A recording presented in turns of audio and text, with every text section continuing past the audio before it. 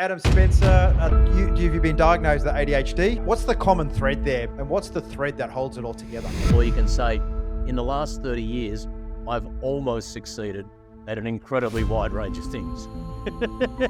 When people ask you, how can I make this better? How can I get better at this? They're subconsciously thinking, how do I take the very best I can conceivably do and make that a bit better? Hey there, before we get started, I want to share something really important with you.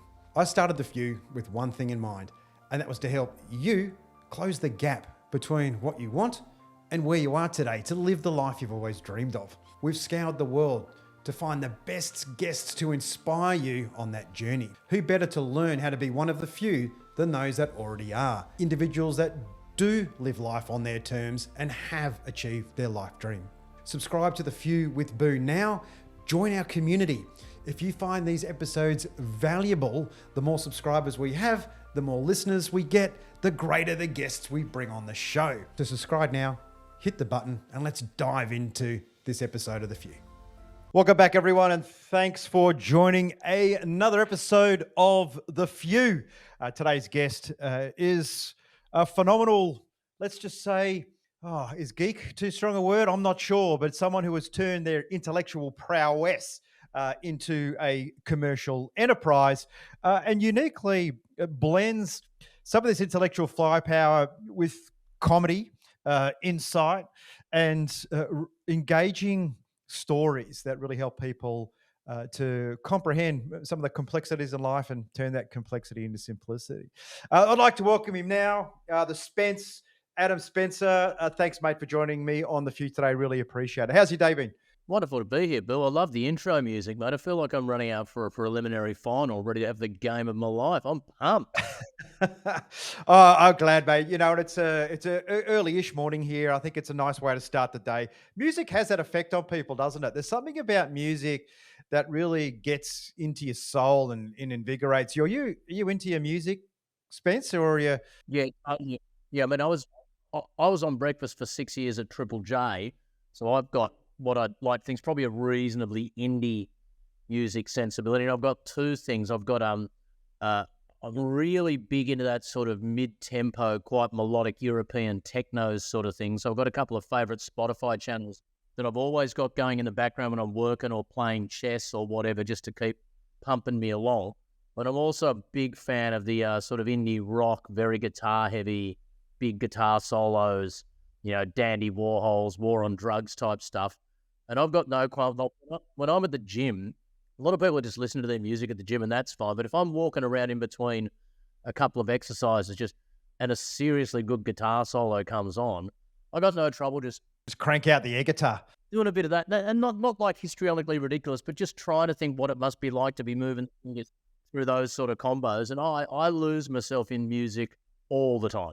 It's interesting. You talk about that this morning. I was reflecting on what people do and how they do it. And obviously, there's a lot of people that love music and they're very talented, but there's very few that manage to turn themselves into a rock band. And I would say, with your background, particularly in Triple J, which is renowned here in Australia for bringing breakout bands and musos into the market and taking a risk and a punt on new music.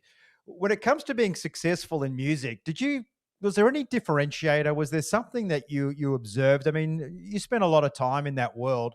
What was it that made an artist a breakout, or is it just plain blind luck? Look, it's the actual first just cut through hit. It's quite random. It's interesting how much it's changed now, because we were back there pre-internet and we launched the concept of Unearthed, which has become quite a major industry in Australian music now. But we used to tell people, if you can hear us on the following radio frequency, send in your cassette or your CD that you've burned at home of your band and we'll listen to them. That's now a giant online digital marketplace for bands to be discovered. The way that technology's changed things, in particular, kids of my kids' age, back in my day, if there was a band you really liked, you'd only find something related to them if someone who you knew who owned an album said, if you like that, I'll go home and bring another album to you or buy this from the shops or whatever. The ability of platforms like Spotify now to recommend related material or you only need to be reading an interview with an artist you like and they go, oh, I really love the new album by blah. And within 15 seconds, you can be listening to that album in headphones via your phone. Just changes it all together. What used to interest me more, Boo, than what made the breakthrough hit was more observing the artists who had longevity and could actually make a career out of it. I could not count the number of one-hit wonders I met across the journey, and that's not being dismissive to them. It's a work of art to be able to create a brilliant, catchy pop song. But the vast bulk of people you hear on the radio, that song you're hearing is the only song from them you will ever hear. They just struck it lucky with some beautiful hook. It's the people who could churn it out in the third album, the fourth album, the people I'd still be interested listening to 15 years on for their new stuff, not just playing the awesome hits that I really love. Well, that sort of ongoing creativity and bands that could evolve over time. The Beatles were the first ones to do it. Listen to the Beatles' final couple of albums, listen to some of that weird I Am the Eggman, We Are the Walrus, Cuckoo, Cuckoo, compared to I Want to Hold Your Hand. That evolution's incredible. So bands who keep it fresh and go across multi-genres and are still interesting 10, 20 years on, the same with an author or an actor or any sort of artistic person who manages to stay fresh and evolve. I find that the really interesting thing to watch. I love that word, evolve. I think that is the, when you think about change or forced transformation, it's something that just never seems to work. And I guess you see that in some artists that just come out so different. They've missed a step. They've missed that slow burn evolution. And what do you think some of the key? Just be there. And sorry, but the interesting thing, and this goes across a lot of genres. So I did a bit of stand-up comedy before I moved into the other stuff. And on the stand-up circuit too, there were some people who had an hilarious 7-minute set. They'd been doing that same 7 minutes for 5 or 6 years at various pubs and clubs because they knew it worked, but they were terrified to let go of the Scooby-Doo joke and try something new because the Scooby-Doo joke always works, but they'd stay in that small niche. And I used to say to people, it's in the comedy business, it's in the media business, it's in workplace careers, it's everything. Once every 6 months, you've got to do something that really scares you, that you're really not sure if you're able to do.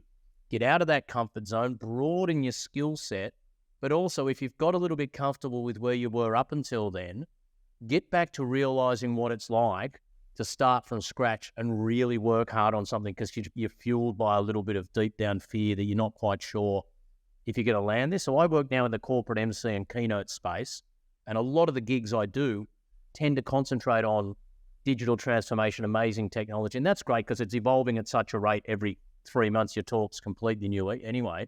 But once every 6 months, once a year, I'll agree to give a keynote or appear at a conference or something that's well out of what I normally would do because I go back and I work on that as hard as I've ever worked on anything. And I remember back to when I was working so hard for the first time because I just didn't know what I was doing. I take myself into that sort of space every 6 months. And it used to be the same I'd find with the artists who keep doing stuff. You find it with the television stars who are mega famous and they've got a character they play. Then they'll go and do some weird off-Broadway play. Or you find them in some indie film where you're going, dude, you're the funny guy. What are you doing murdering ghosts in 400 BC or whatever? It's those people who have that expansion, evolution mindset of wanting to challenge themselves with new things. I find they're the ones who tend to stay in the game, whatever the game might be, longer and stronger because they're not arrogant enough to think, I've got this, I know everything. And they're not too afraid to think, let's try something that I really don't know if I can do it or not. It's interesting, a point that you make. And I guess there's a difference between advice and a life lived. And if you look at your CV, your resume, your past, mate, you've jumped all over the shop. I mean, you're clearly, academic and highly gifted in terms of a mathematician. You've made segues between radio shows, TV, stand-up comedy. I mean, have you been diagnosed with ADHD? Have you? What is it about? What's the common thread there? Because there's always method to this type of madness. I mean, you're a prolific publisher. What is it, mate, that gives you the drive? And And what's the thread that holds it all together? Yeah, look, you can either give it the very flattering spin that you've given it there, Boo, and thank you, or you can say, in the last 30 years, I've almost succeeded at an incredibly wide range of things. There's a there's a there's a natural curiosity to try things that are new, and the one skill I think I do have, the one thing that probably unites it all, is whether I know any subjects in absolute professional world's best depth or not is highly dubious, but I'm pretty quick at picking up the conversation and tone and basics of something, and I'm pretty good at engaging in the conversations around that, and I'm good at bringing out the best in other people in that space. So I say with my corporate work, for the love of God, you don't want me writing your cybersecurity strategy. You don't want me writing the code to protect you from ransomware. But when you've got an expert in your organization who's done it and you want them to tell their story, you want me interviewing that person.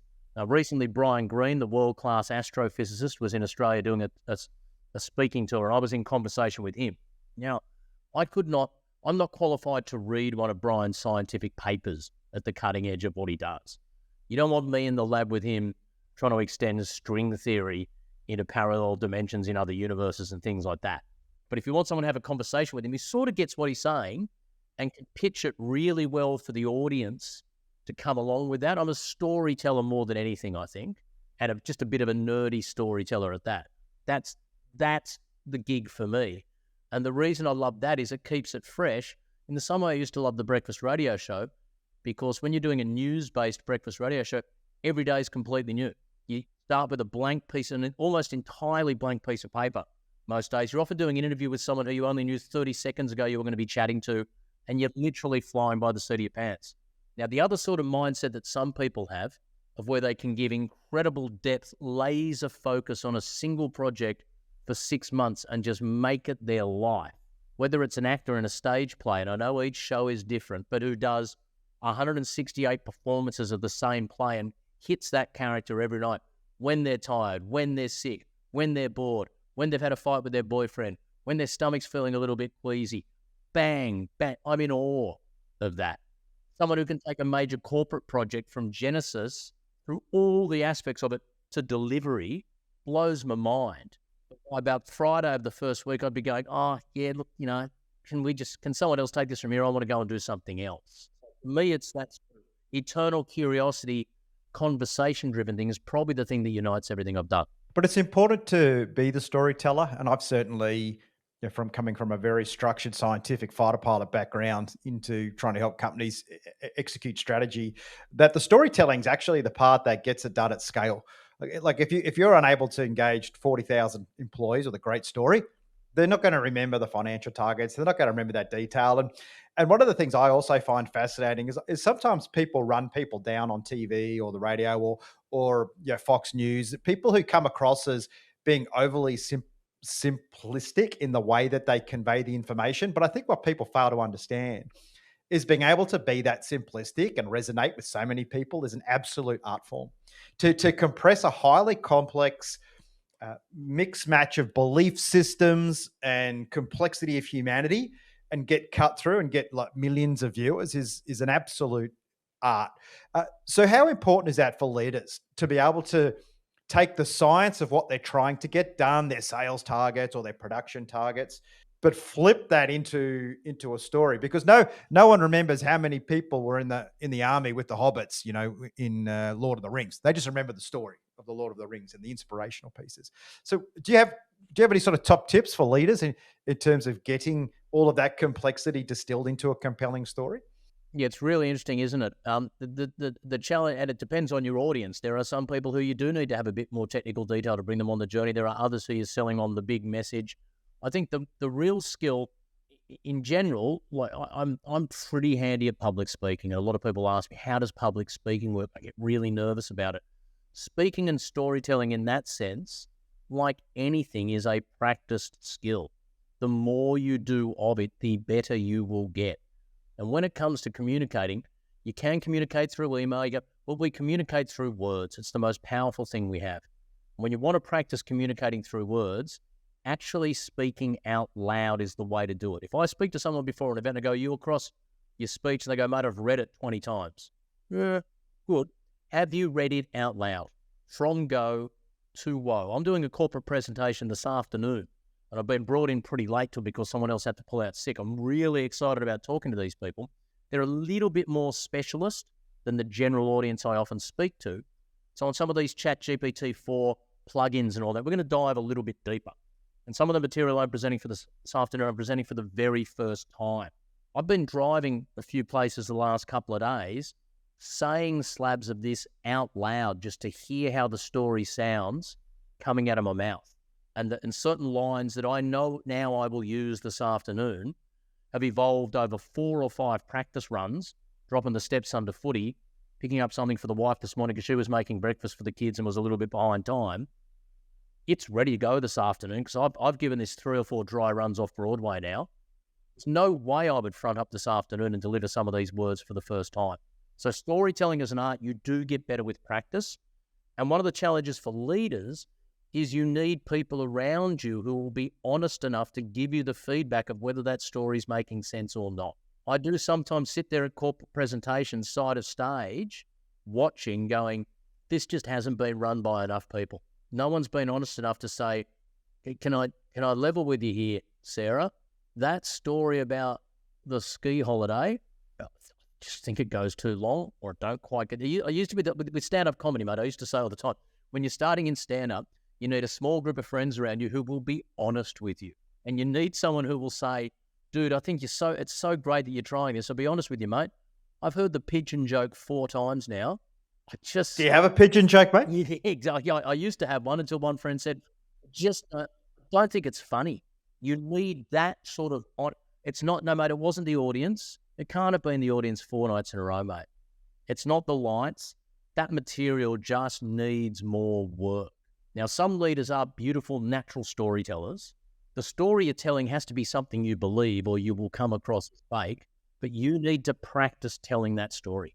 And you need feedback for how well you tell it. And it's a crucial, you so often in organizations see leaders who are clearly at a level that no one's comfortable giving them honest feedback. I did it in something recently with Stephen Shearer, who headed up Facebook in Australia and New Zealand back in the early 2000s. This is when their take on Instagram and really started to grow. And the Australia New Zealand was one of the most progressive and fastest expanding arms of the empire.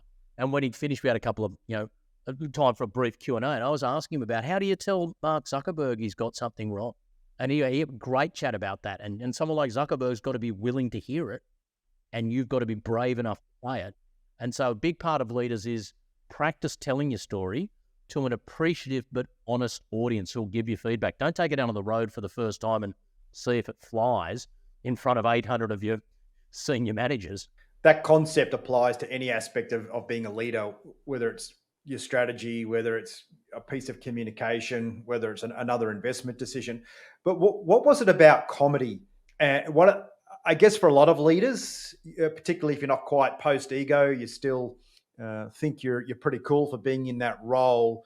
When you're communicating with ego, you're more concerned with what you're saying, not what's being heard. But I imagine as a comedian, you flip that because it's so important the way people hear what you're saying. Right? You could say something that on paper is pretty funny, but if the timing's off or the inflection's wrong, I mean, how does that affect your ego being a stand-up comedian? Yeah, there's 2 interesting aspects to delivering with comedy. So before I got into any of that, I did a lot of, the big breakthrough for me at high school, I did a lot of debating. I got a scholarship to a school that took debating as seriously as schools take rugby and cricket and all that sort of stuff. And we were in a year that were particularly average at rugby and cricket, and we were a really good debating team. So we used to have the first 15 rugby would turn up to watch us debate on Friday night, and they'd give us a tunnel and shout us into the debate, watch us destroy their opponents. Then we'd go out the next day and watch them get massacred and sit politely clapping on the sideline. But and my debating style was always sort of giggle, giggle, bang, giggle, giggle, bang. And the comedy would be disarming. It'd bring the audience in. It'd break the ice. It'd have people want to listen more. And then it contrasts beautifully with the powerful point. And the other thing about comedy and the way you have to deliver it, especially if you're in a position of power as the leader or as the keynote speaker or anything, you can't punch down. You can't use the comedy to humiliate. You can't do that thing that some stand-ups can do when someone walks in late. Hey, mate, what are you doing? And have a bit of fun at the crowd and maybe get everyone in the crowd laughing at that person. So the way I use comedy when I present, presenting myself as the lovable geek and going through just how nerdy I was growing up, it's all self-effacing. The jokes for the vast bulk are turned back on me. And once I've turned a few jokes on myself and said, look, I'm willing to laugh at myself as a maths nerd, I can then crack jokes about this audience and its profession and the difference between an actuary and a data analyst or whatever and take the piss out of the actuaries a bit. And they'll love it because I've already laughed at myself. I just walk out and start doing jokes about insurance. And it's going to look, they're going, dude, well, one, how would you know?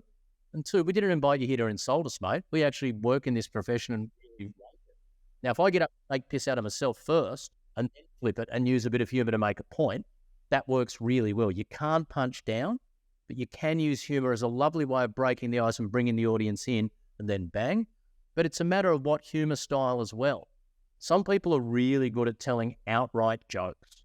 Others aren't, and it's clunky. But you can always use just a bit of light and shade. You can always use a visual cue. You can always use something that just tilts the balance slightly as opposed to the absolute gut-busting. Find your style. Again, it's a practice thing, but humor can be a great tool, and it doesn't have to cheapen the message. It doesn't have to be, you just stood there and told jokes, mate. I've been doing a lot of work the last couple of weeks with the coronation. I'm part of the Australian Republican movement, so I've been speaking about the need for a republic. Not there just taking the piss out of Prince Charles and King Charles and insulting him. That's not going to help at all. But that coronation was pretty amazing, right? And I said someone said, what were your favourite two parts of the coronation the other night? And I said, I love the Stone of Destiny. Wasn't quite sure if it was a Monty Python sketch or an episode of Doctor Who, but I love the Stone of Destiny. And I said, that bit where he got his son to kneel down and swear an oath of loyalty and obedience to his father, mate, I'm locking that in for my birthday party with my kids for the next 5 years. What? Now that's a bit of a cheek. And all the other heads of states, mate. You know, the fact that he had like prime ministers, if only we could do that in the office, the CEO, and just get the Pledge of Fealty and put the Stone of Destiny in the boardroom. That's a bit of a cheeky look at the whole, how anachronistic and historical that is, but it's not calling King Charles a dickhead, you know, but you can have that humour and then make a point of, but to be honest, when I see that, I don't see an Australian head of state. That doesn't strike me as egalitarian, democratic, the things that drive us. So you've used the humour to make a little bit of a point, and then you roll something a little bit more serious through on the sort of wave of it in that case. And I think it's a good point you make, because in business especially, and this seems to be breaking down a little bit more now that we've got this whole life in integration with work, but there's that perception that you can't be humorous at work, and everything is serious all the time. And I think the point you're making is comedy is not slapstick, throw a pie in your face, Three Stooges stuff. It's just a way of crafting a story that's more engaging and lighthearted. Is there any sort of tip you have for finding that balance there? And then after that, I've got a placeholder for a question to talk about, growing up. But what would you say to a CEO that might have 60,000 staff, and he or she wants to make an impact? Is there no scope for humor, or is there a little bit sprinkled through? Yeah, absolutely. And if you can come across as relatable, if you get a laugh out of people, they just don't even realize it, but subconsciously they warm to you. But unless you're pretty practiced at the craft, I would not be trying out any gear for the first time on a large audience. It's all a practice. I've done the thing that always shocks me, Boo, when I'm doing the corporate stuff and I'm emceeing some big event. And not just numerically big, but in the scope of this organization, this is their big one. It's their kickoff for the year, or it's their major presentation to thousands of potential customers. And we're there backstage, and it's about 8:30 in the morning. We've got a 9 o'clock call, and at 9:15, the first keynote speaker from the C-suite's going to present. The number of times I've seen that C-suite speaker come in with a memory stick saying, look, I've made a couple of changes. There's something I just can overlook and think, I just want to change a couple of things. Thanks, guys. Now, unless you are delivering stock market sensitive information that by law has to be within 6 hours old, If this gig is as big as it is and you're changing something on the day, dude, you're just not prepared enough. And you should have had someone in your orbit saying, okay, we're giving the major presentation to the 2,000 potential customers at the event that we hope generates $100 million in sales over the next 5 years. We're doing that on the 15th. We will have our first practice of this on the 1st. We'll practice it again on the 5th. We'll have a real strip back session where we tear it to pieces. You will then practice it on the 10th and the 12th, and you'll deliver it on the 15th. If that's not worth 3 or 4 dry runs, I don't know what it is you got. And these people, it's easy for me to say, I've got no idea how busy you must be being the CFO of a major telco or the head of whatever at a big bank. But if this is your big one and you're walking out trying stuff for the first time, mate, you're walking without a net, and good luck to you. Practice and a bit of time. It's in those moments where you're capturing the imagination and the motivation of your. So 4 hours spent on that preparation can save you 4,000 hours in execution. If those key points get across, right? So it's this whole concept of I'm busy, and it's like, well, are you busy or are you productive? I mean, you're just running around chasing your tail and putting out bushfires, which seems to be what most people are doing. And you're going to make these changes to the talk anyway at some stage. So just have the priority, get that done a few days beforehand. So when you practice it a couple of times, a couple of days earlier, you're practicing the final product. Because if you're truly comfortable with the material, then on the day you can just jump off and try some little improv that comes into your head. You can respond and throw in a little cheeky back reference to what the boss just said when they were introducing you, because you're totally comfortable with everything else around you. I gave a big TED talk back in 2013, and they don't muck around with TED. They really, you rehearse it to within an inch of your life. But I gave a 17-minute TED talk. I don't stumble on a single word in that talk. And looking back on it, there's one word I used in the entire talk that I was planning to use a slightly different, nuanced word. And just a different word came out. That's the entire departure from where I wanted to be, was a little small asterisk against one word that no one else even noticed. Because I knew that was one of the big presentations I was ever going to give in my life. So I gave it the appropriate amount of practice. Yeah, we have a saying and in the Air Force, the perfect preparation prevents piss poor performance. And part of what you've learned is if all your basics and your basic messaging or your basic plan, if it's all rehearsed and well known in the moment, when you're on the spot, when you're flying, when you're delivering a stand up, when you're on stage or in a town hall with everyone, if you've got 98% of it already buttoned down, that's where creativity comes from in the moment, right? That's where you read. If you're not prepared, you won't have the appropriate. You won't have the perception out there. You won't be picking up the mood of the room because you're too busy running through a Microsoft Word document through your head. Now, just cognizant of time, you want to jump back. Just on that, and then I'll let you hit your point saved up. Sorry. The other way to think of it is when people ask you, how can I make this better? How can I get better at this? They're subconsciously thinking, how do I take the very best I can conceivably do and make that a bit better? And I say don't think about that. Most of the time, you're probably performing at your 7.5 out of 10. Occasionally, you'll hit an 8 and a 9 or whatever. Let's not worry about making your 9.5 that you deliver 1 every 10 times a little bit better. Let's take your 7.5, your fallback standard default level of presentation, and let's lift that. So that on the days that you turn up and nothing goes off the charts unbelievable, you just turn up and give a typical good, solid performance for you. Right? As a cricketer, rather than getting you to score one more century every 3 years, let's raise your batting average from 35 to 45 so that you're just reliably better all the time. And that's where practice and preparation consistently surpass expectations. Now let's talk about there's a lot of psychology around childhood being pretty much setting the foundation for the rest of our life. Tell us a little. I remember seeing an interview with Tim Allen, the comedian, and he said that comedy is what enabled him to survive in prison. In that his ability to disarm and not fight and to get people on board was just as powerful as the individuals in prison that could fight and were able to express their power in that form. Was there anything about your childhood, or what was it about the debating and bringing the layers of comedy in and being a geek? Because when you were a geek, it probably wasn't as cool as what a geek is today, right? What was that like? But I had a wonky eye. I was really good at mathematics and I liked debating. So yeah, hello ladies. You should have seen the strengths in high school. Look, I didn't get much of the brutal bullying or anything like that. But in the early days of primary school, I got a lot of wonky eye, bung eye, glass eye, that sort of stuff. And I did find pretty quickly spinning it round and creating a joke out of it, or fighting back with words instead of fists, was a pretty good way to disarm situations and either confuse the person who was being a bit nasty to you, or get everyone just to have a bit of a laugh, and off we moved on. So I was always my mind's always worked very quickly with words.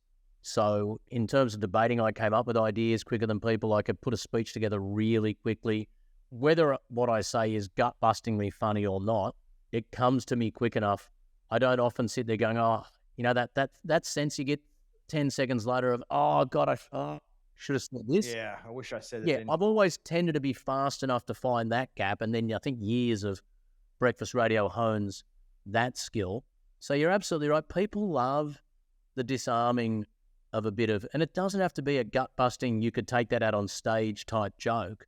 Just lightening the mood, just saying something a little bit weird, a little bit different that requires people thinking slightly different and changes the tempo, changes the tone of a conversation, is a really powerful skill to have. And I was lucky enough to have that from a pretty early age. Do you think what came first, the talent to do that, or the necessity to do it to survive in an environment where kids are the most brutal environment on the planet? I see my kids. And I see how they treat each other. It's just brutal, right?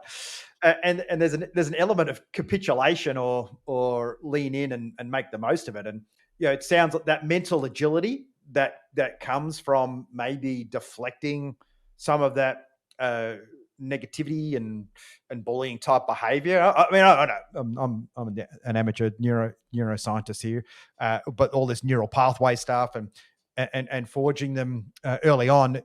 Do you think that maybe there's an element of this? The point I'm trying to make here is there some of the things that certain people do to survive equal bigger, better performance in life? And what my thesis here is, this, as fighter pilots, we're fundamentally taught to survive and be safe. That's the most important thing. Don't hit the ground. Don't run into someone else. Don't drop your bomb.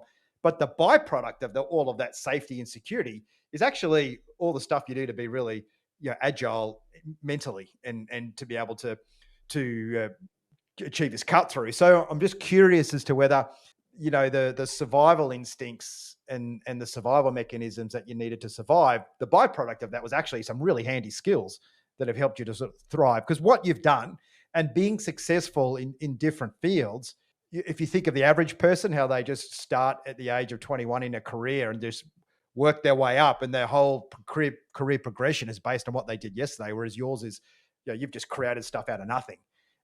Is there potentially a link there, or am I just reaching for an apple too high up in the tree? Look, it's an interesting one. I mean, you might only be an amateur neuropsychologist, but you're a much better neuropsychologist than I am a fighter pilot, mate. Trust me on that. You're going back so far. I can't definitively answer the question. I don't remember ever going home wishing I was funny or wishing I could be a bit faster in my response. It was always my sort of natural default position. I've always been pretty chirpy.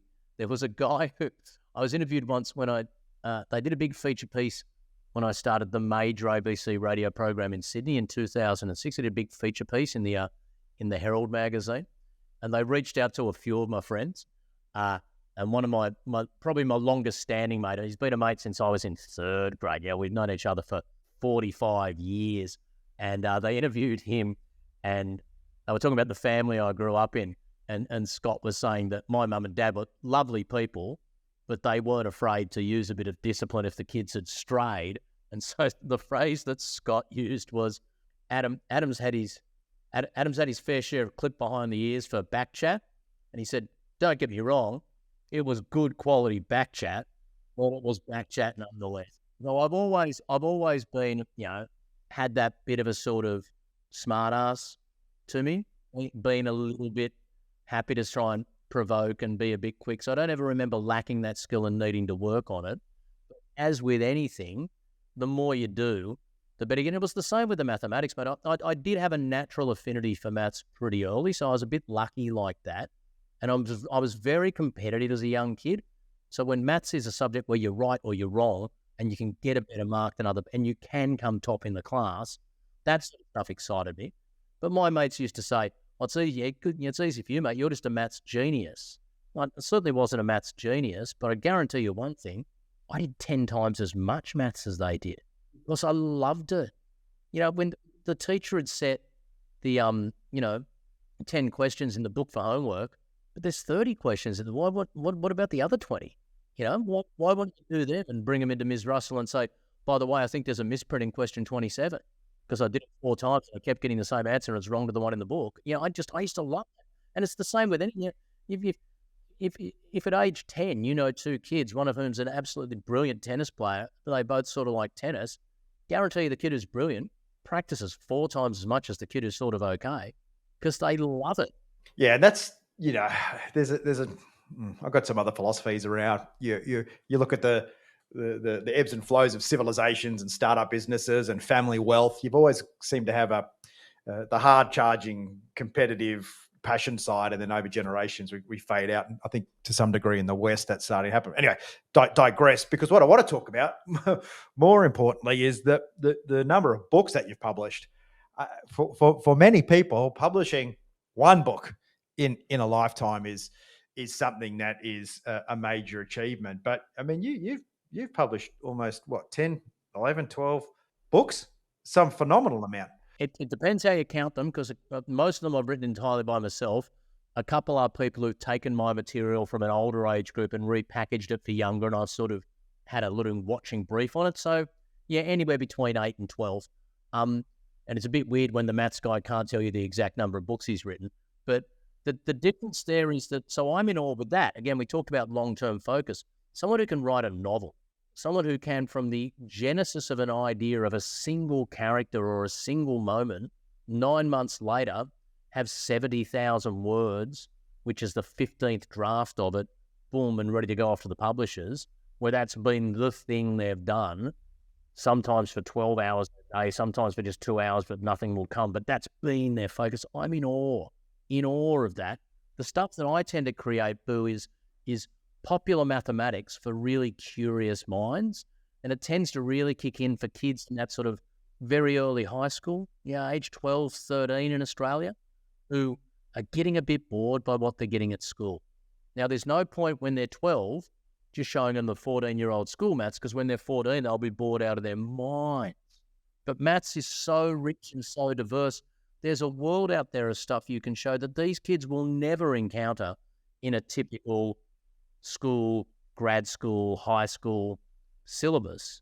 That's just mind-blowing and exciting. And if you take your time and hold their hand and walk them along, they can get there. My books are full of mathematics, some of which you won't encounter until the very end of high school or university, some of which you'll never encounter at all.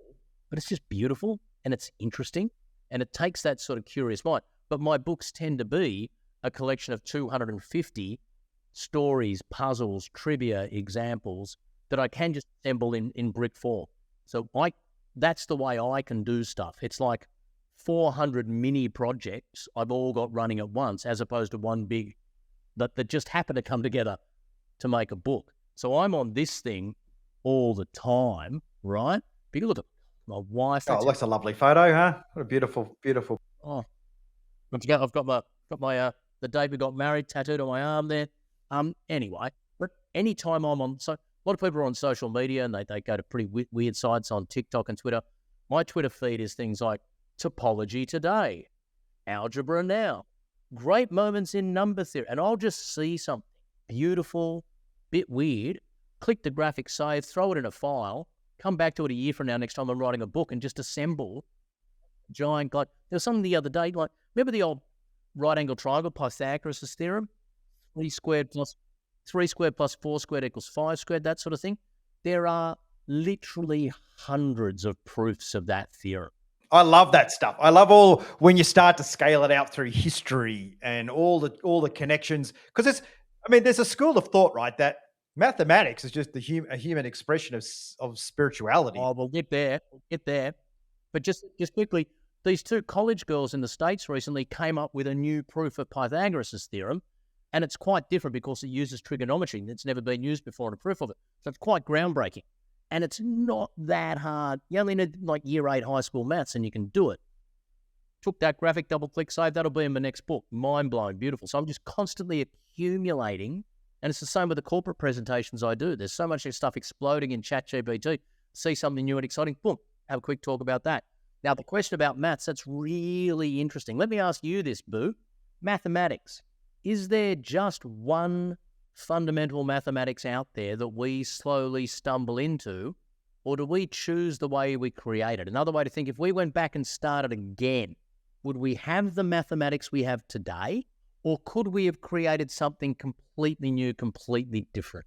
What do you think? I think we could have created anything really. It was just a construct that we either, we have a level of consciousness that we can't access readily, right? So we have to build these interfaces between the known and the binary and the deep subconscious and unconscious, right? So I think, I mean, I've always been fascinated by math. I did a bachelor of mathematics for 6 weeks and walked out because I couldn't comprehend it. I hate to bring back my fighter pilot old day, a bit like a high school footballer, but one of the really interesting things we had in fighter pilots was some fighter pilots were extremely analytical and mathematical and had honors and master's degree in physics and mathematics, and then there was pilots like me that just came straight out of school and were incredibly instinctive, but no one of those was better or worse.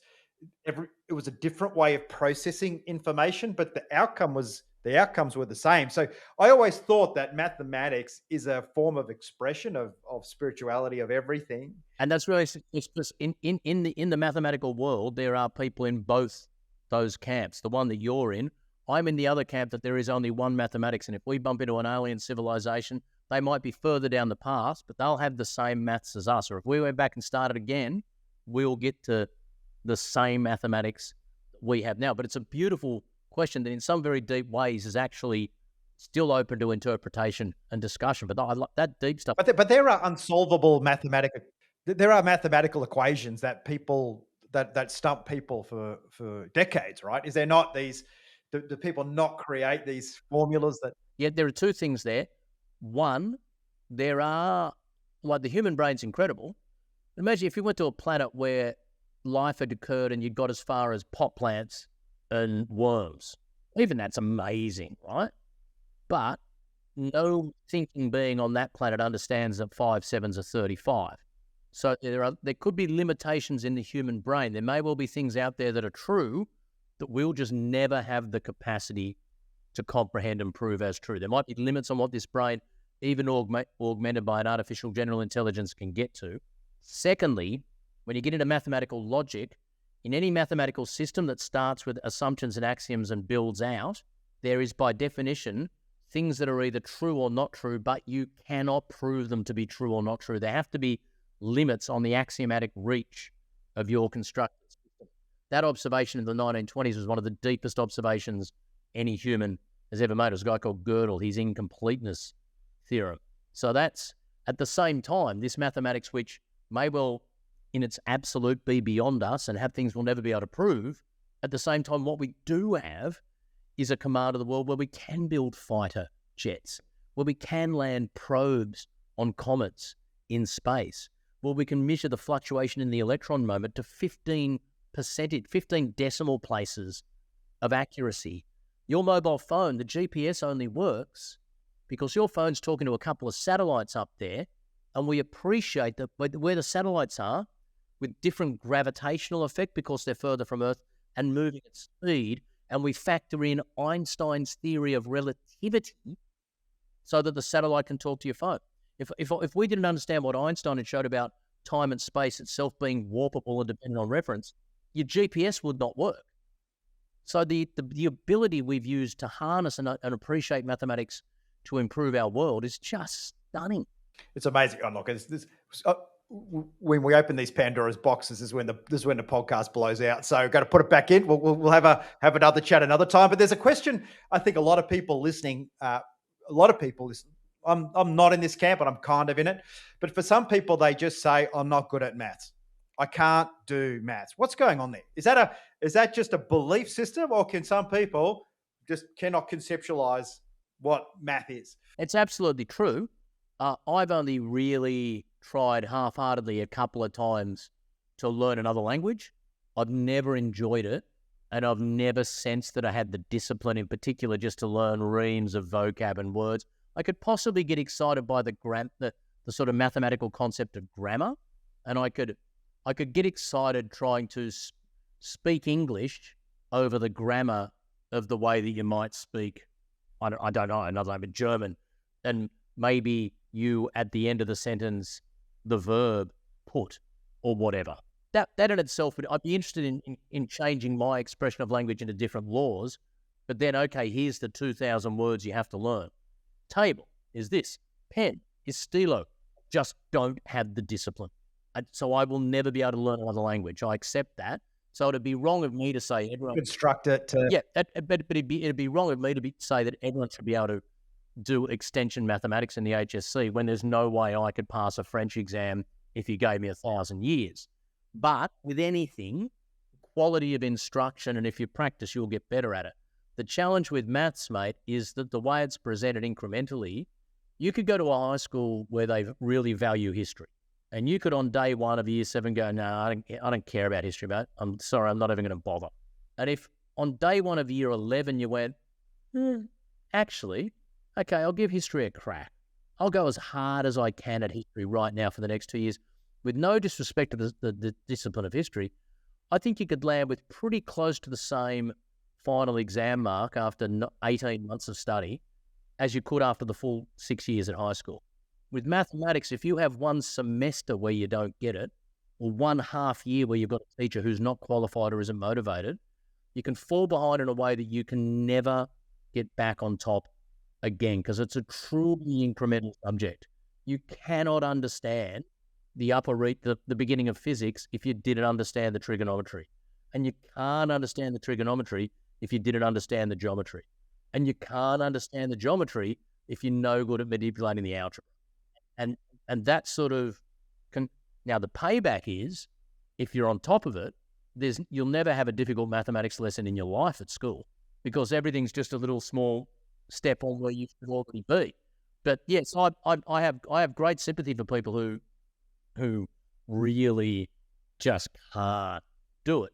In the same way that someone's musically talented probably feels sorry for someone who cannot hold a note to save their life.